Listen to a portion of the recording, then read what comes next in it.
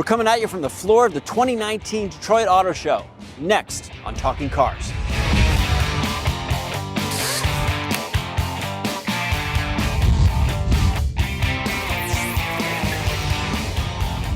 Hi, and welcome back. I'm Mike Quincy. I'm Jake Fisher. And I'm Mike Monticello. So we have a special edition of Talking Cars today, coming to the floor of the Detroit Auto Show. This is a place where we love to be every year. and others enjoy being here too. This is a popular place, obviously. So being here surrounded by cars, this is really where we love to be. But honestly, Jake, this year's show feels a little different. Well, Detroit, right? It's the North American International Auto Show. I mean, what Detroit is really known for, and I think it's still this year, it's about muscle. It's about big trucks and muscle and horsepower, and we're seeing a lot of that. And actually, what's different is that you look at CES, you got LA Auto Show, and everyone's talking about all this whiz-bang gadgetry and electric and connected and infotainment systems. Not much of that here.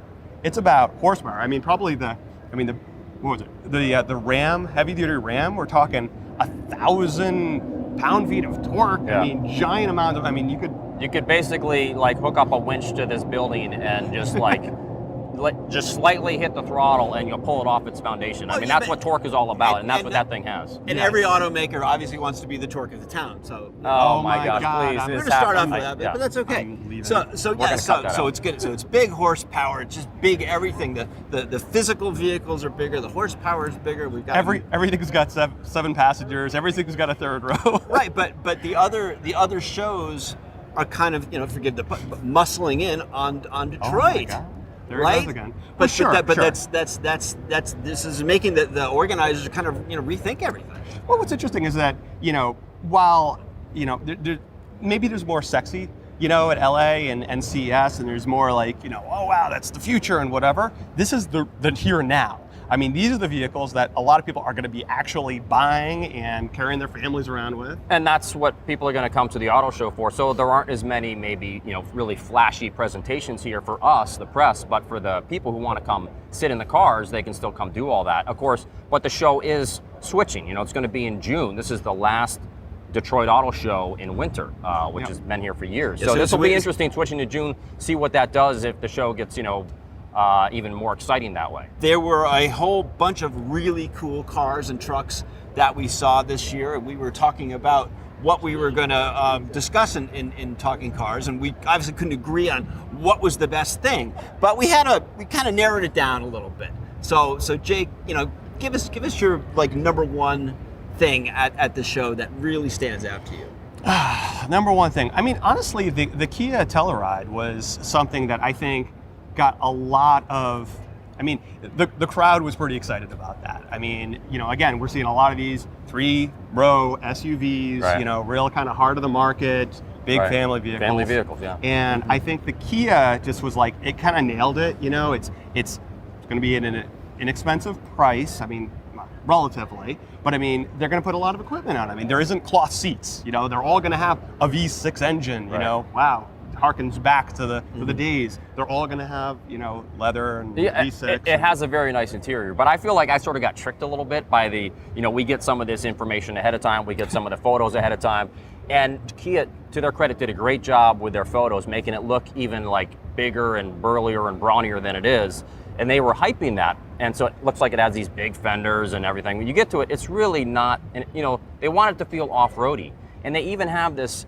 off-road, sort of off-road course over there where they're driving these modified Tellurides around this course. But the reality is, people aren't going to take the Telluride off-road. Right. I'm sorry. I don't understand the whole marketing for that, because it's just most people are just going to drive their family around town and go on trips. You buy the car that you want, and you also buy the image. Yeah. But you don't necessarily need the hardware to climb the mountain. It looks like a nice vehicle, no question about it. I feel like I got tricked a little bit, because I'm like, oh, I thought it was going to look a little more in my face than this. I was going to say, I totally agree with you on the image. To me, I looked at the Telluride and I thought they're channeling their inner Land Rover. Yeah. Because that's kind of how it looks. Yeah, you're right. And they've got the luggage rack on the roof Right. and everything. Sure. And all that. Even the way they have the badges in the front. Oh, It looks right, very yeah, layered. that actually Right. is kind of. I actually Sure. did kind of like that part of it. I thought it was a pretty cool look. So Jake's talking about the Telluride. What do you got cooking for yourself for the show? Well, I mean, the Supra, we talked about this on a previous episode, the Toyota Supra. I was excited to see it. I had some, hesitations about it because of, so many shared parts with, the BMW Z4. It definitely is very interesting to look at. It's got these, huge rear fenders. It's got these big front air intakes. But it's still, especially when I look at the rear of the car, and maybe because I already knew it was based on the Z4, I think Z4, and it just bothers me, still as before. So you digging this or you're not digging this? I'm going to reserve judgment until I drive the car. Okay. Because I got to drive it first. But still, Supras are supposed to have their own engine, and it's supposed to be They're its own supposed car. to be It's supposed to be a Toyotas. Toyota. And this is not. You sat in it, right? I didn't get to sit in it. So here's the thing. Last time we talked about this before, Right. and you're like, it's kind of disappointing there's a BMW Right. engine in it. It's not just the engine. This is a BMW, and they talk a lot about how it's the soul of the Supra and whatnot. Right. You get into it, you're in a BMW. Yeah. I mean, you take away the steering wheel. That's a Toyota steering wheel. All the switch The gear, shifters are the BMW. infotainment. It's Yeah. even got that wireless, CarPlay that BMW has. I mean, it's a BMW, and look, that's not a bad thing. I Right. mean, BMW makes great cars. Right. But I mean, I have a bunch of friends who are Toyota enthusiasts. After you don't race Toyotas for a couple of years without getting into that group, and they were all waiting for that Supra. And to be honest with you, I believe like the Lexus RC is more of a Supra Right. than that is, just because, and not because it's again this number of cylinders, but it's truly Toyota. It's got that V8 engine that really is just very precise and sounds good, and just that idea of like Toyota precision that's in there. And the other thing is that no manual transmission for the Supra, and Sure. that bothers me a little bit. And I think it's Sure. going to bother a lot of your enthusiast friends. I bet they're going to be bothered by that too. Well, yeah. Honestly, I'm split in between the two of your guys' points. I mean, I'm so excited that there is a Supra. Right. And you got to admit, Toyota is between a rock and a hard place. If they put out a Supra and it doesn't have an inline six, people are going to kill them. So it's like, well, you could use the RC. It's got the V8. If they blah blah had blah. a sweet, normally aspirated V8, Right. I don't think people would be upset. But I'm also going to cut Toyota a little slack for not doing a manual transmission, because almost no car companies are doing manual transmissions anymore. That doesn't mean it's right. It doesn't mean it's right, but the majority of Porsche sports cars are automatics. Right. There isn't a new Ferrari sold anymore with a manual. Right. But on the other side of the ledger here is, I was at the press conference. I looked at all the press materials. Not once did anyone from Toyota say the letters BMW. It's just They're like, car it's everywhere. not there. It's an inline six-cylinder, and that's all. They're and ignoring it. Nothing to see here. They're ignoring the they didn't truth. do anything. But here's about the that. truth. Here's the truth: is that Toyota, despite how large they are and how much money they have, they're outsourcing sports cars. They did it with Subaru with the 86. They're doing it now with BMW with the Supra. They did mention that they're going to. This isn't their end. They're going to have more More's sports coming. cars. I am hoping there's going to be an MR2. All I could say, if you're going to outsource it, how about Lotus? Lotus would be a good way to go. But you got to admit that the Toyota 86 is a pretty good package. It is good, Right. but I mean, for what it's designed to do, I love driving the 86. Oh, me too. Absolutely. Sure. So, switching gears, because we can do it automatically. Oh boy. my God. The next one on our list is the Volkswagen Passat. I wanted to get a better look at it before we started doing our podcast, and I looked at it, I was like, is that the Jetta or the Passat? I had to go back and look at the trunk lid. there's lots of changes, right? I mean, there's a lot more horsepower. No, there's No, not. it's the same drivetrain as before. Yeah, no. They just slightly restyled the body. Yeah. The interior But looks, it- but it- like it- regular Volkswagen. It looked like the Jetta.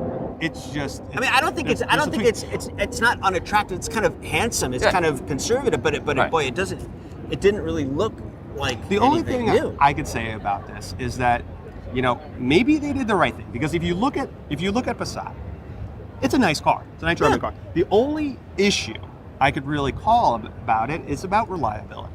So if you go and redesign That's the right. vehicle and you change the powertrain and you change all these things, what's going to happen? Reliability is going to plummet. Right. So if you kind of say, hey, look, it's all new, but like, hey, we're hard at work trying to refine this stuff and fix the problems. I mean, current generation Passat, if you could just make it a little more reliable, you got a good car. Right. Because the powertrain, certainly in the last Jetta that we tested, gets great fuel economy. You know, they know how to produce. It's funny that something like the Toyota Camry, has been redesigned, to be so much more in your face and more stylish, and the Passat is just kind of going the opposite route and just sort of like the Audi route, where you barely change the style of the car from generation to generation. The difference is those Audis already look fantastic. It'll be interesting trying the new Passat, because the last few Volkswagens that we've tested, they really kind of lost some of their handling and steering feel, and they're the European traits that we've always liked about them. So we wrapped up the Passat. What else we got going on here? The Ford Explorer. I mean, that's a big time car name. Real big deal. And I mean, the big news is it's an all new platform. It goes from a front wheel drive vehicle now to a rear wheel drive vehicle. Shared platform with the Lincoln Aviator. The funny thing about the Explorer, though, is there's a lot going on underneath, but the exterior of the car, it's hard to tell it from the previous version, and that seems weird to me. It wasn't the even Volkswagen and the Ford thing is, their designers. There is an alliance going on there. Yeah. But no, I just thought that if you're gonna completely redesign a vehicle, why wouldn't you make it look more different than the previous one when it already wasn't like it was this amazingly stylish vehicle, right? If it was like beautiful and you're like, oh, don't change a thing. But no, the Explorer wasn't like it was the best looking SUV out there. So why did they leave it so close? We're seeing a trend. You go to Passat, you go to this car. You look at the Subaru Forester. You're almost hard pressed to see the differences in that. We are seeing fair amount of vehicles that are being completely redesigned, but you almost have to, maybe that's the videos that we need. Maybe people look at the old videos and try to figure out the difference between the new and the old. Right. But it's like they have a following, they don't want to mess with it. Right. Because styling is such an important factor for a lot of people's buying decisions. Right. They got to be careful they don't alienate what they have in a built-in audience. And we remember the 1990s, which really was the kind of the big market for SUVs, and the Ford Explorer was selling like crazy. Right. Yeah, that was among the top sellers for years. And there is so much going on underneath. There's going to be an Explorer hybrid for the first time ever. There's an Explorer ST model, a serious performance version, the most horsepower, and they're saying the fastest Explorer they've ever made. So there is a lot going on with this vehicle. Yeah, and some of those Ford V6 engines are powerful. Yeah, the V6 turbos. Yeah. And they're really, really satisfying to drive. Yep. So from the Explorer to another SUV. Oh, what a shock, an SUV. That's what everyone's buying. Does it have 3 rows and suits 7 people? And Cadillac XT6. What do you guys think? Well, I was kind of a little bored by it. You're used to Cadillacs being very flashy, and this one, especially from the side profile, it could be any other mid-size 3-row SUV on the market. It does have a Cadillac grille, but it's not even that big of a Cadillac grille. So it's kind of like I don't know. I don't think it's quite as catchy as Cadillac buyers are going to expect it to look like. It's basically a Chevy Traverse. Right. It's basically what it is, and a model that did well in our testing. which again, I'm not saying is a bad thing. Right. So you've got if you're a Cadillac buyer and you want to carry, you mean there's a few out there? There are some out there. Sorry. And you want to carry around 7, or you want to have 3 rows. A lot of people are buying these Escalades, which are way more than you may need, are extremely expensive, not very efficient, are not reliable, not efficient. Right. So here's an option where I've got the room to carry everyone I need to do in a much more efficient package. Now, does it have the flash? Is it as flashy as even the Lincoln? The Aviator. Yeah. Aviator has so much more presence. That's got more appeal to it. And actually, going back to the Explorer, the Explorer's got more power, and the Explorer's got a lot more kind of interest to it. Right. So it's kind of like, are the Cadillac buyers going to be okay with just a very practical minivan alternative? Is really what this thing car is going to be. It'll be an interesting test. Let's put it that way. Yeah, and once again, walking the show floor here and coming over to our little makeup set for Talking Cars, I stopped by Cadillac. I looked at it. They all look the same. all the XT series from they look. I had to look in the back of the badge to say like which one is which. it? Yeah. Well, a lot of manufacturers are doing that, but in some ways they almost didn't do enough, because actually look at some of the other product entries, they're a little bit more interesting in terms of the light treatment. Oh, yeah. Whereas Yeah, the XT6 is kind of sure. like, oh, there's headlights. It's XT4, XT5, XT something, XT. I don't know, but it did not jump out at me as anything new looking. Although it's they've got the good stuff underneath. Right. So speaking of more than you need, let's talk about the Ram heavy-duty trucks. Yeah. I mean, these things are monsters. It's hard to believe that every generation gets bigger, right? Yeah, well, I mean, what was the towing capacity? It's over 35,000 pounds. Properly equipped, yes. Properly equipped towing capacity. I mean, with the diesel, over 1,000 foot-pounds of torque. I mean, it's big, it's powerful. The one interesting thing, I mean, not going away from the power for a second, but they actually said they will be actually offering drumbeat automatic emergency braking, forward collision warning on a heavy-duty truck. And that's great news, yeah. Which is great news. So, I mean, there's really no reason not to have it on that class of trucks. And they even went out of their way and said, yes, it'll be operational even if you tow. Right. So it's all available. It can be done. And it's available on every trim line. So that was pretty important. I mean, not that necessarily that people are buying the tradesmen are always going to option that vehicle up. I mean, my son delivers auto parts, and the vehicle that he has delivered is the most stripped down Ford F-150 you've ever seen. Right. But still, it's good to know that you can get automatic emergency braking, forward collision warning on any trim line. And what's interesting about that is, like, look, quite honestly, there's a lot of people, there's fleets of these things. If you're a contractor or whatever, you might have people driving around these trucks. And if they're going to be equipping these, look, the number's out there. The data is out there. If you have automatic emergency braking and forward collision warning, there will be less crashes. It will pay for itself. So I could see a fleet manager saying, okay, I'll get the cheap one. I don't need the leather or whatever it is, but I'm going to put this stuff on because it's going to make dollars and cents. So I think that's a great move. And, for the people that aren't buying the fleet vehicles, the ones that are buying more, higher trim versions, I mean, just like the Ram 1500, these 2500s, 3500s have just beautiful interiors. I mean, the best in the business. And the company says there's more sound insulation. The company says they've improved the ride. All the high-tech features, a large touchscreen. And part of the good news is they haven't messed up the Uconnect system that we love so much. Yeah. So you can get running boards that come flipping down, when you hop in. So I mean, the Ram is a very, very formidable truck, even 1500 series. So the 2500s, well, let's just say the rest of Detroit, the rest of the world has got their work cut out for them. So on continuing in a theme of Detroit muscle, we got to see a couple really interesting sports cars or muscle cars here in Detroit. One of them being the Ford Mustang Shelby GT500. What do you guys take on that one? I mean, I think it's awesome. I mean, they're saying over 700 horsepower. It's a supercharged 5.2 liter V8. They're saying it's the most powerful street legal Ford in history. And it has these huge front brakes. I mean, they're 16.5 inches, and they are just gigantic. They basically fill up the entire carbon fiber wheel. I've never seen brakes that are that gigantic. And the other thing is that it's coming with a 7-speed dual clutch transmission. And I'm kind of torn on that because Mustangs always have manual transmissions, especially these big high horsepower Mustangs. And so this is a big switch for them. And I asked a Ford representative, is there going to be a manual available? And he said, no, this is what we feel is best for the car. This is what's going to let owners extract the most performance out of it, because they don't have to deal with a clutch. And he said it's going to be best for the track. But I always have a problem when people talk about track because it's about driving enjoyment. Exactly. So I don't know. Maybe I'm hanging with the wrong track day crowd, but the track days I go to, just about every car has a manual transmission. Even the Porsche 911 turbos, the Porsche Caymans. Those people could have the paddle shift, but they have the manual. Why? Because you get the most enjoyment, you feel the best about. You're turning off traction control. You're turning off stability control on a track. Yes, you have ABS. You're trying to drive the best you can drive. And if the car is doing everything for you, including shifting, you're not going to get that satisfaction of, taming this high horsepower car. It's the difference between a numbers vehicle and a vehicle that's just enjoyable to drive.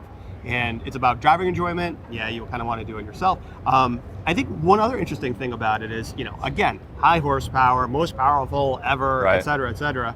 How is that possible? Because didn't the emission standards make it so cars can't have horsepower anymore? I mean, it's just so funny when you come here to Detroit and the automakers show it again and again.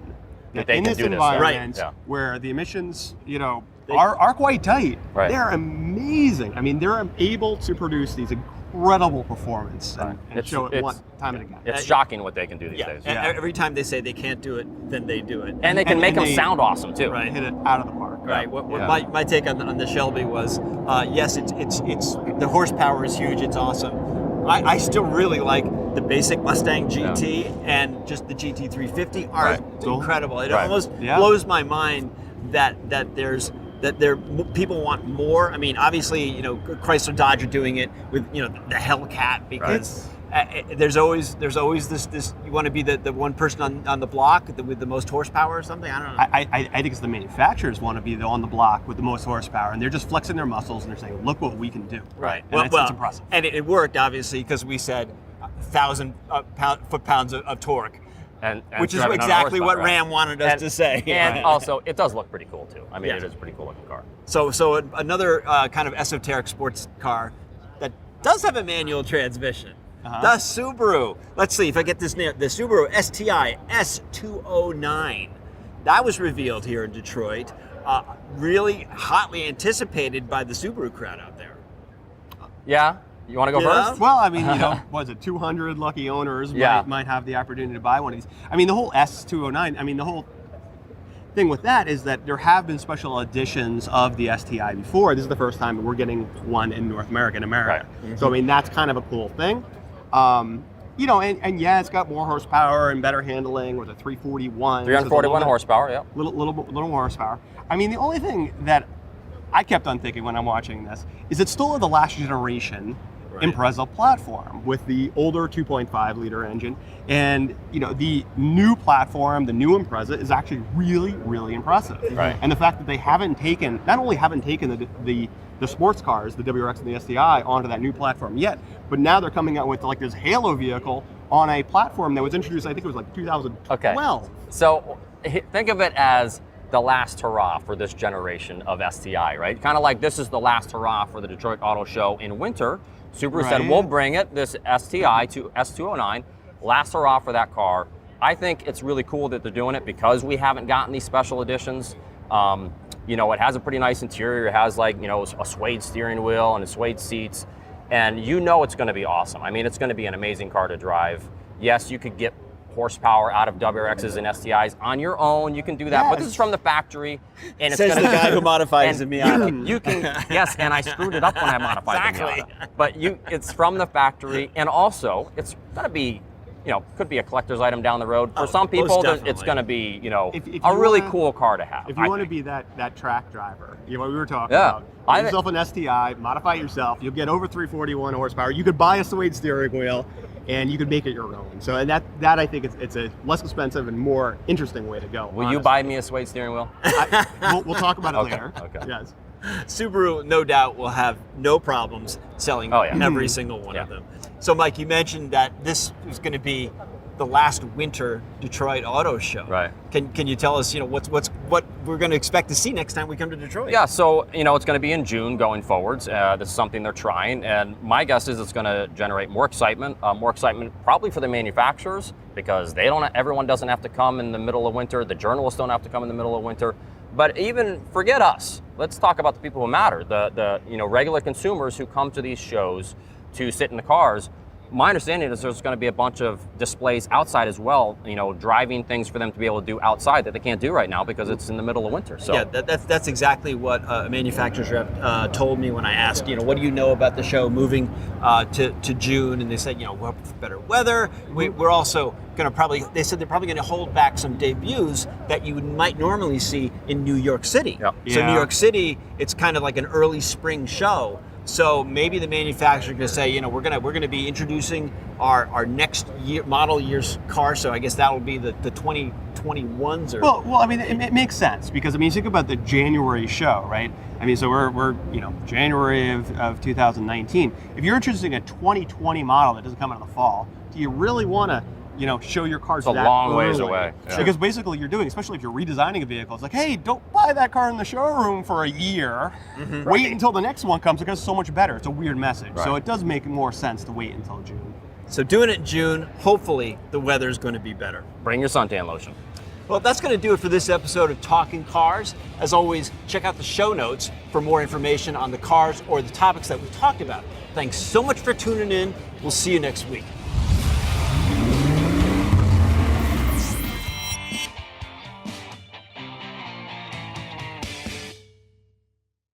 It sounds like the TIE fighters from Star Wars. Yeah, it does. Okay. Yeah, I totally get that. And we're back. Geeks are us. Okay.